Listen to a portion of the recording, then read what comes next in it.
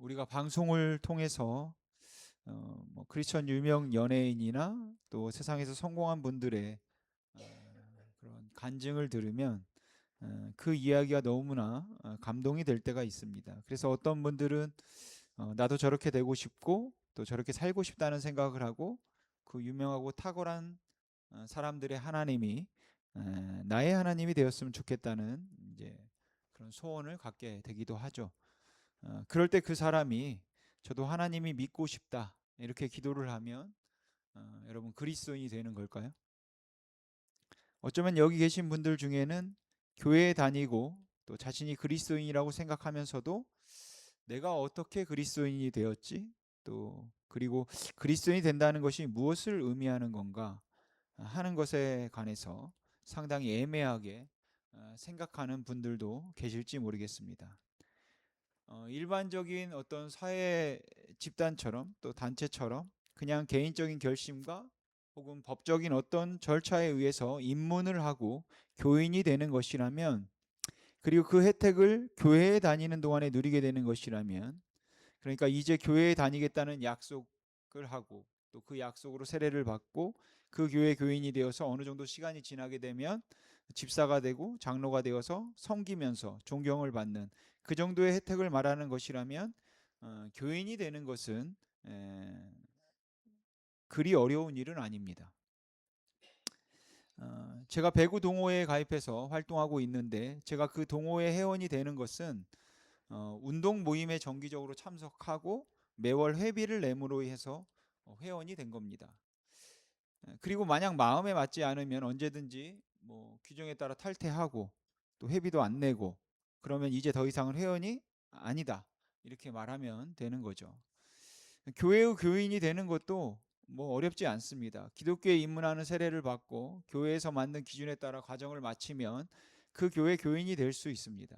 그러다가 마음에 맞지 않으면 다른 교회로 가거나 교회를 안 다녀서 교인으로서의 연고가 해소되면 더 이상 이제 교인이 아닌 거죠. 근데 그리스도인이 된다는 것은 참 애매합니다. 그리스도인이 된다는 것은 생각하기에 따라서는 내가 정말 그리스도인일까 아닐까? 내가 언제 어떻게 그리스도인이 되었는가? 이런 것을 생각해 보면 내가 분명하게 그리스도인이라고 말할 만한 계기나 경험, 아니면 내가 분명히 그리스도인이라고 말할 만한 어떤 증거도 뭐 사실 보이지 않을 때가 많기 때문에 그렇습니다. 그런데 그리스도인이 된다는 것이 애매한 몇 가지 이유 중 하나는 그리스도인이 됨으로 인한 그 혜택이 실로 엄청나다라는 것이에요. 예수를 믿어서 그리스도인이 되면 이 땅에서 하나님께서 지켜주셔서 걸음걸음마다 하나님이 인도하실 뿐만 아니라 죽어서 천국에 갈 수 있어서 죽음의 권세에서 자유하게 되고 천국에서 영원히 사는 하나님의 자녀가 되는 그 엄청난 혜택을 누릴 수 있습니다. 그런데 그리스도인이 되는 길은 의외로 너무 단순해 보인다는 거죠. 왜냐하면 아무런 희생도 요구하지 않는 공짜이기 때문입니다. 차라리 이런 엄청난 혜택을 누리기 위해서는 오히려 이 땅에서 조금 더 헌신해야 되고 뭐 봉사해야 되고 한다면 모르겠는데, 아무런 헌신도 필요하지 않고 그저 예수 그리스도를 믿기만 하면 된다는 것이에요. 그래서 사람들은 단순히 천국이 진짜로 있는가 없는가에 대한 그 불확실성뿐만 아니라 도대체 믿는다는 게 무엇인가 하는 것에 대한 애매함 때문에 많이 혼란스러워합니다. 그리고 내가 그리스도인인가? 저 사람은 그리스도인일까? 저 목사도 그리스도인일까? 하는 혼란도 사람들 안에 있다는 것이죠. 여러분, 믿음이라는 것은 어떤 신조와 사건에 대한 인정을 의미하는 것인가, 아니면 마음의 변화를 의미하는 것인가에 따라서 굉장히 쉬운 일이 될 수도 있고 아니면 굉장히 어려운 일이 될 수도 있습니다. 그러니까 예수님이 하나님의 아들임을 인정하는가 라든지 예수님이 인간의 죄를 용서하기 위해서 이 땅에 오셨음에 동의할 수 있습니까? 라고 묻는다면 그건 어렵지 않다라는 것이죠. 자신 있게 말할 수 있습니다. 하지만 과연 그런 인정을 믿음이라고 부를 수 있는가? 단순히 지적인 동의를 회심이라고 말할 수 있냐라는 겁니다. 여러분, 야고보 사도가 이런 말을 했는데 알고 있으십니까? 내가 하나님이 한 분이신 줄을 믿느냐? 잘하는도다. 귀신들도 믿고 떠느니라. 그런데 정말 그랬죠. 하루는 예수님이 거라사 지방에 가게 되었는데 그곳에 기서 그 귀신 들린 자를 만납니다. 여러분 그때 그 귀신이 예수님을 보자마자 한 말 기억하십니까? 지극히 높으신 하나님의 아들 예수여, 나와 당신이 무슨 상관이 있습니까? 예수님이 하나님의 아들인 것을 인정한 것은 제자들이 아니라 제일 먼저 인정한 것은 귀신이었습니다. 하지만 그렇게 인정했다고 해서 귀신에게 믿음이 있다, 우리는 말하지 않습니다. 그런데 전도의 현장에서는 이런 일이 많이 있죠. 죄인이라고 인정만 하십시오. 예수님이 나의 죄를 용서하셨다고 동의만 하세요. 예수님을 믿는다고 고백하고 동의하시고 기도만 따라 하십시오. 그러면 구원받습니다. 그리고 어쩌면 이러한 인정하기만 하면, 그냥 동의만 해주면 구원을 받을 수 있다는 식의 전도가, 그리고 구원의 확신과 구원을 동일시하는 운동이 쉬운 믿음의 토양을 만들었고 또 수많은 명목상의 그리스도인을 양상한 것인지도 모르겠습니다. 그래서 이런 부정적인 현상들 때문에 요즘에는 교인이라고 다 그리스도인이 되는 것은 아니라든지, 아무리 교회를 오래 다니고 직분을 가지고 봉사를 했어도 예수 그리스도를 마음으로 믿어 회심한 그런 어떤 특별한 경험이 없다면, 그리고 어떤 획기적인 변화가 없다면 그리스도인이 될 수 없다, 이것을 이제 강조하기도 합니다. 근데 이런 주장을 누가 많이 사용하는지 아십니까?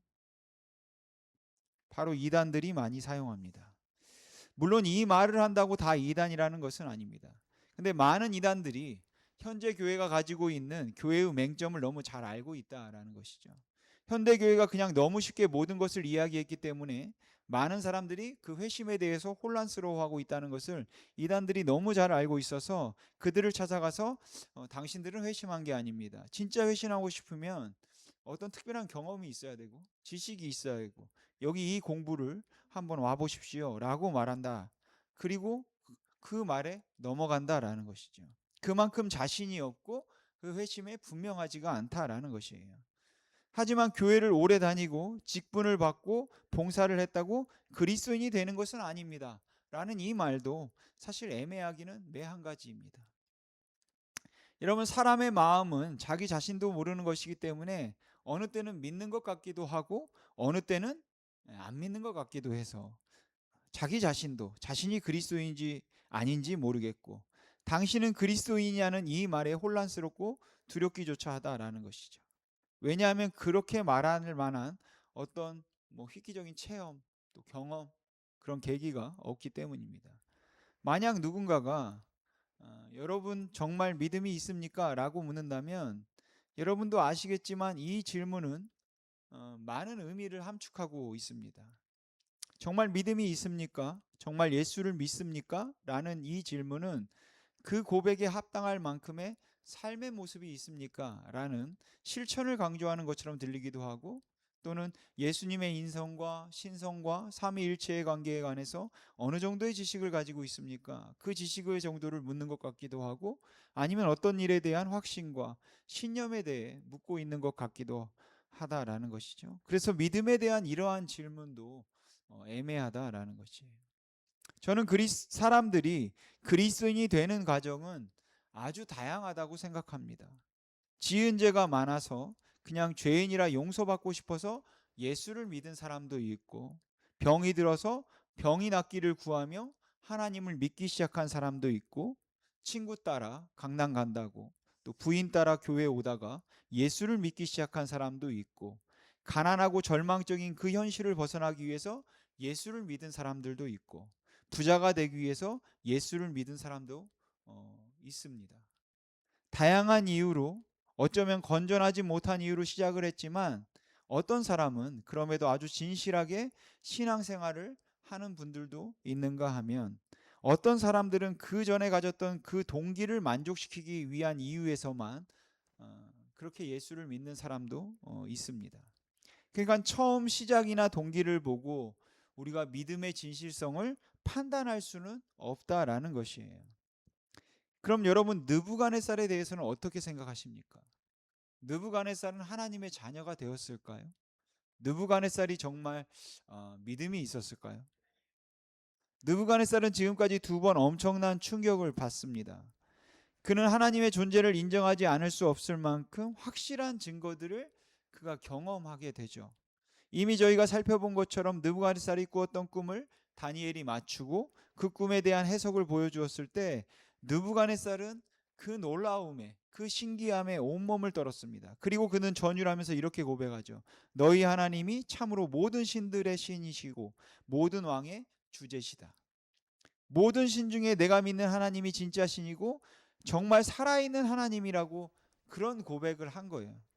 근데 그는 그리고 나서 금시상을 만들고 모든 사람으로 하여금 그 앞에 절을 하도록 만들었습니다.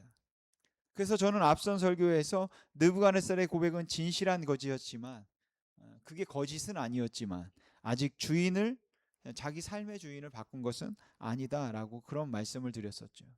애굽의 바로 왕처럼 하나님이 그 애굽에 10가지 재앙을 내렸을 때 하나님의 능력을 보았을 때 그것을 보여준다 할지라도 나는 그 하나님을 믿지 않을 것이고 그 하나님의 말에 순종하지 않겠다. 그렇게 말할 수 있는 거죠. 내가 너희들을 보내지만 나는 그 하나님을 믿지 않을 거야. 이렇게 말할 수 있다라는 거. 왜냐? 아직 애굽의 바로 왕에게는 그만한 힘이 있는 겁니다. 느부갓네살도 너희 하나님이 참 하나님이라고 진실한 그 거짓되지 않은 고백을 했지만 아직은 내가 힘이 있다라는 것이죠. 그래서 하나님이 내 인생의 주인은 아닌 것입니다. 그는 다시 한번 충격적인 사건을 목격하죠. 금신상에 절하지 않은 사드락과 메삭과 아벳느고를 풀물 속에 던져 넣었는데 그 세 사람은 겉옷 색깔도 변하지 않은 채 탄 냄새도 없이 그 풀물 속에서 뚜벅뚜벅 걸어 나왔습니다. 그리고 그 풀물 속에 속에서 느부갓네살은 신들의 아들처럼 생긴 또 네 번째 형상도 목격했죠. 정말 그 세 친구들의 말처럼 하나님은 그들을 맹렬히 타는 풀물 속에서 건져내셨다라는 것이에요. 여러분, 그러한 상황이 눈앞에서 펼쳐진다면 누구라도 하나님의 존재를 인정할 수밖에 없을 겁니다. 그래서 느부갓네살도 그 하나님의 존재를 아주 확실하게 인정하고 거기에 반응했습니다. 오늘 본문 3장 28절 말씀 우리 같이 한번 읽어보겠습니다. 시작. 느부갓네살이 말하여 이르되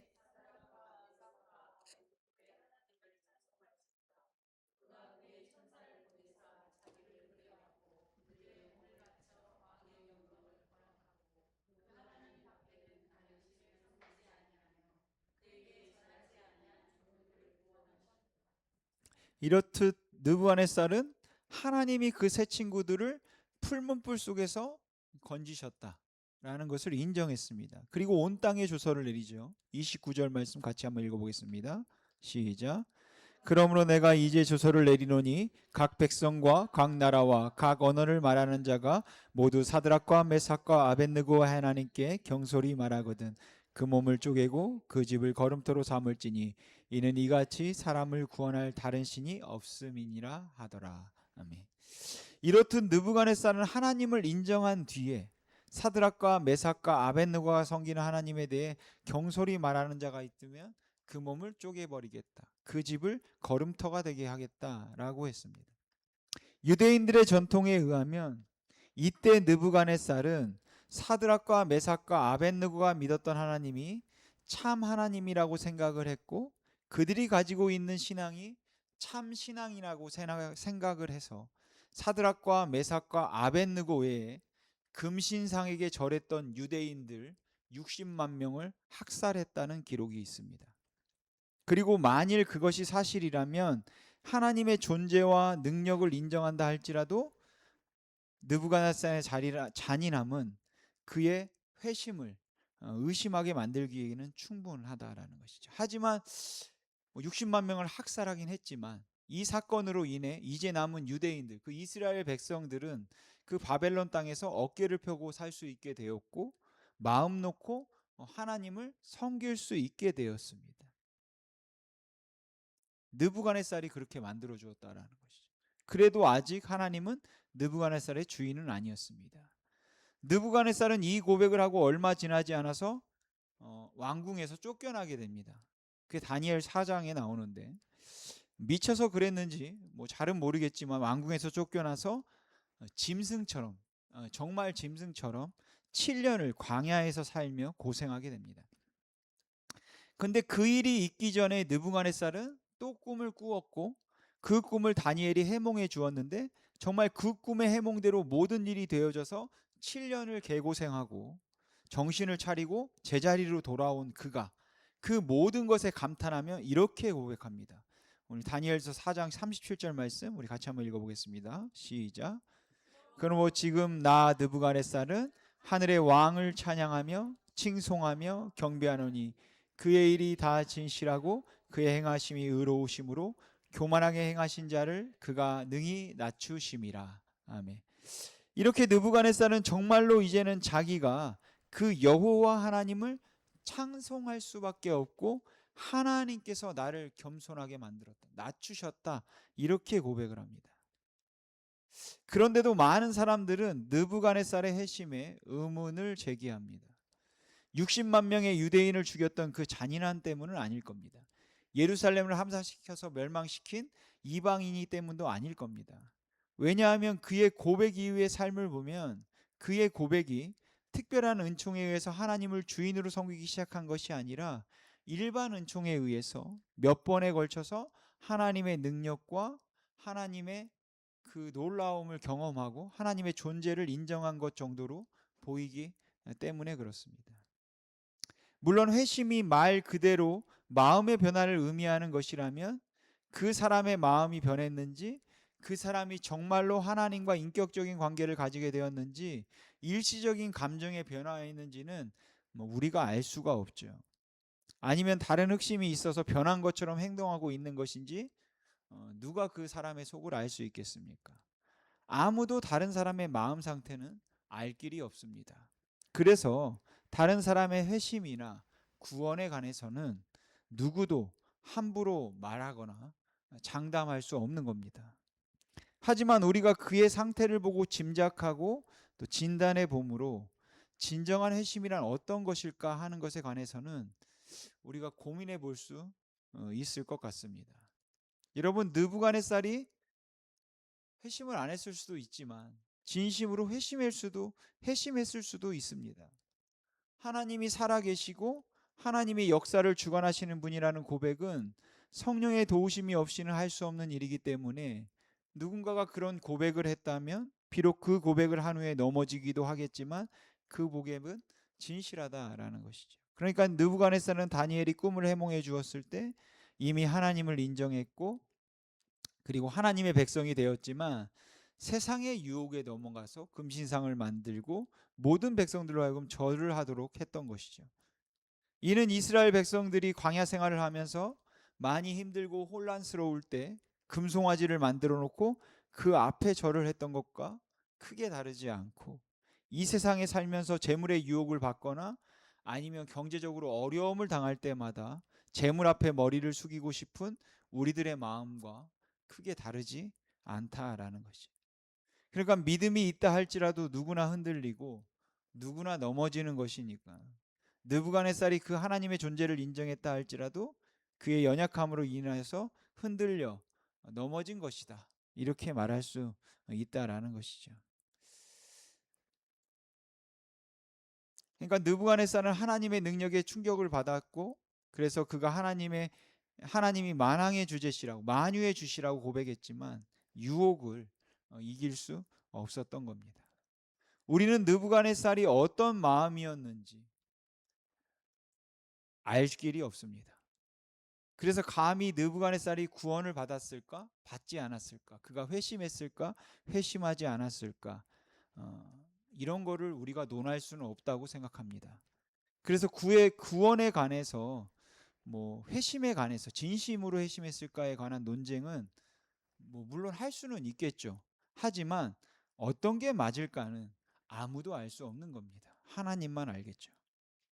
이렇듯 그의 구원은 우리가 확실히 알 수 없지만 느부갓네살이 경험하고 있는 일들을 통해서 제가 여러분에게 한 가지 분명하게 말씀드릴 수 있는 것은 느부갓네살이 하나님은 전능하시고 위대하신 분이라고 고백을 했기 때문에 그가 구원을 받았다고 말할 수는 없다는 겁니다.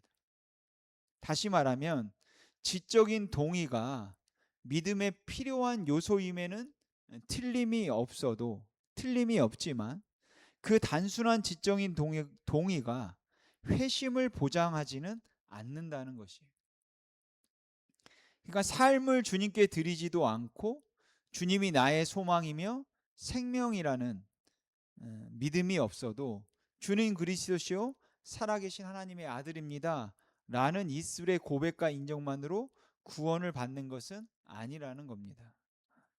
그런데 우리는 전도를 하면서 사람들에게 이렇게 지적인 동의만을 구함으로써 우리의 인생을 바꾸어 놓은 말로 다할 수 없는 감격적이고 이 놀랍고 고귀한 은혜를 싸구려로 전락시켜 버렸다라는 것이죠. 예수 그리스도가 나의 주인이 되어서 지금까지 살면서 인생의 행복은 결국은 재물이고 이 땅에서 많은 것을 소유하고 건강하고 부유하게 살면서 살아야지만 인생에 의미가 있다고 생각하고 살아가던 나에게 그렇게 살아봐야 인생은 절망입니다. 여러분이 여러분 인생의 주인이 되어서 사는 동안에는 여러분 삶에는 아무런 소망이 없습니다. 그런데 그런 우리들에게 그 죽음의 문제를 해결하여 영원히 살도록 하기 위해서 예수님께서 이 땅에 오셔서 우리를 위하여 십자가에 죽으셨으니 이제 여러분이 스스로 주인이 되어서 여러분의 인생을 여러분이 원하는 대로 살려고 하지 말고 하나님을 주인으로 모시고 여러분의 삶을 주님 앞에 내놓을 때 비로소 자유함이 있을 겁니다. 주님은 그것을 위해 죽으셨습니다. 라는 이 엄청난 변화를 그렇게 하지 않으셔도 됩니다. 아직은 괜찮습니다. 언젠가는 변하겠지만 지금은 그렇게 하지 않아도 괜찮습니다. 그냥 여러분은 돈이 최고라고 말하시고 살면서 그냥 이 세상에서 내가 주인이지 결국은 누가 주인이냐고, 내가 손해를 보면서까지 예수 뭐하러 믿느냐고 그렇게 지금은 말하셔도 괜찮습니다. 그래도 예수를 나의 주님이라고, 예수 그리스도가 나를 위해 죽으신 하나님의 아들이라고 그냥 동의만 해주세요. 천국에 갈 수 있습니다. 이렇게 말해서 그 은혜를 싸구려 은혜로 전락시켰다고 생각합니다. 하나님의 원하심을 따라 살고 싶은 마음이 전혀 없고 자기의 원함을 만족시키기 위해서라면 어떤 죄라도 합리화시킬 수 있음에도 예수를 믿는다는 고백으로 세례를 받았기 때문에 구원의 확신이 있다고 말하는 것은 심각한 왜곡이다라는 것이죠. 그거는 회심이 아닙니다. 그렇게 고백함으로 교회에 입문하고 직분을 받아서 교회에 열심히 나오고 봉사를 한다 할지라도 그거는 진정한 회심이 아닙니다. 그렇다고 회심한 사람은 죄를 짓지 않는다는 것은 아니에요. 그렇다고 회심한 사람은 유혹을 받지도 않고 넘어지지 않는다는 것도 아닙니다. 정말 주님을 사랑해서 주님을 섬기고 싶은데 능력이 부족해서 넘어지는 것과 그 마음의 주를 위해 살고 싶은 마음이 전혀 없이 자기가 인생의 주인으로 사는 것은 아주 다른 겁니다. 정말로 내가 주님의 뜻대로 살고 싶은데 그런데도 순간순간 다가오는 그 유혹에 두려워서 넘어지고 쓰러지고 넘어질 때마다 가슴 아파하고 가슴을 쥐어짜는 듯한 고통과 아픔으로 주님 저에게 믿음을 주셔서 제가 이것을 이길 수 있게 해달라고 기도하는 것과 나는 그 하나님을 믿는 것에는 별로 상관이 없지만 죽어서 천국에 갈 수 있다면 그냥 그렇게 동의함으로 천국에 들어가는 입장권 하나 공짜라니까 받아두겠다고 말하는 것과는 아주 다른 거라는 것이죠.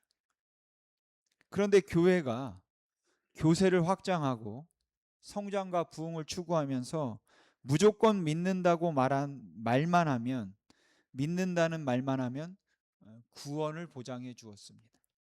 그래서 인격적으로 주님을 만난 적도 없고 인격적으로 주님을 나의 주인이라고 진심으로 고백한 적이 없어도 목사가 되고 장로가 되게 될 수 있도록 했다라는 것이죠.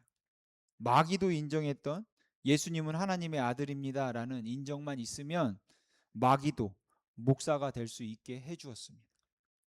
왜냐하면 교회는 언제나 은혜를 말하지만 그 은혜가 불의와 부정을 용납하게 만들 수 있었던 것은 그것이 공짜임을 강조하면서 죽을 수밖에 없는 죄인에게 임했던 은혜임을 강조하지 않았기 때문입니다. 그래서 예수를 그리스도로 인정하는 것은 믿져야 본전이다. 이런 일이 되어버렸다라는 것이죠. 내가 그리스도와 함께 십자가에 못 박혔나니 그런즉 이제는 내가 사는 것이 아니라 내 안에 그리스도께서 사시는 것이라는 그 고백을 하지 않아도 되는 겁니다. 어차피 믿는다고 말해도 손해볼 것 하나도 없고 천국이 없고 부활이 없어도 억울할 것이 하나도 없는 공짜임을 강조하므로 수많은 사람들이 큰 부담 없이 자기가 그리스도인임을 고백할 수 있게 되었다라는 것이죠. 비록 그리스도의 이름을 존귀케 할 만한 삶의 모습이 내게 없지만 그로 인해 하나님 앞에 말할 수 없는 부끄러움이 있고 죄송함이 있고 내가 정말 믿음이 있는 사람일까 하는 그 의심이 내 안에 끊임없이 나를 힘들게 만들어서 내가 그리스도와 함께 십자가에 못 박혔나니 이제는 내가 사는 것이 아니라 내 안에 그리스도께서 사시는 것이라는 이 고백을 들으면 그냥 가슴이 저려오고 마음이 아파져야 하는데, 그럼에도 하나님의 그 큰 은혜 앞에 다시 일어설 수 있었는데 그렇게 할 만한 변화도 어떠한 감동도 없는데 어떻게 예수를 믿는다고 말했다고 그걸 구원받았다고 말할 수 있냐라는 것이에요. 이제는 정말로 예수를 믿는 건 믿져야 본전인 천국 들어갈 때 필요한 입장권 정도로 많은 사람들이 예수 믿는 것을 그렇게 이해해도 되게 만들었다는 겁니다. 그래서 교회는 성장했습니다.